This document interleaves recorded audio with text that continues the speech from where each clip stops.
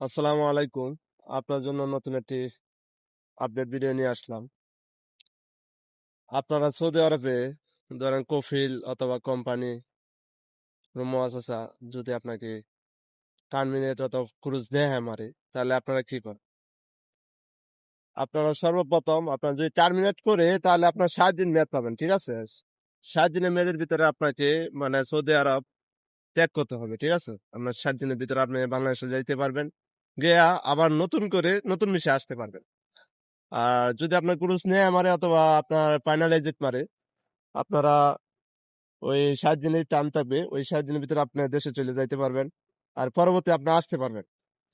আর তারপরও যদি আপনি যদি সৌদি আরবে থাকতে চান, কোনো জায়গায় কাফাল হতে চান, তাহলে আপনার সর্বপ্রথম কফিল অথবা আপনার যে কোম্পানি আছে তাদের সাথে যোগাযোগ করে তারা যদি দেয়, তাহলে আপনারা কাফালা হইতে পারবেন।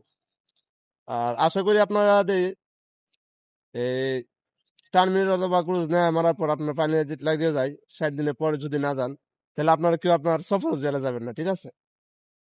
সফর জেলে যাইলে আপনার সমস্যা হচ্ছে যে আপনার উচিত জেলও কাটবেন, আর প্লাস আপনার 7 দিন পর যদি না যান, আপনার 1000 রিয়াল জরিমানা দিয়ে আবার যাইতে হবে, ঠিক আছে? আপনারা ওই রকম করবেন না। আপনারা আপনার 60 দিনের ভিতরে ইনশাল্লাহ দেশে যাওয়ার চেষ্টা করবেন, তাহলে আপনাকে আর কোনো কষ্ট হতে হবে না।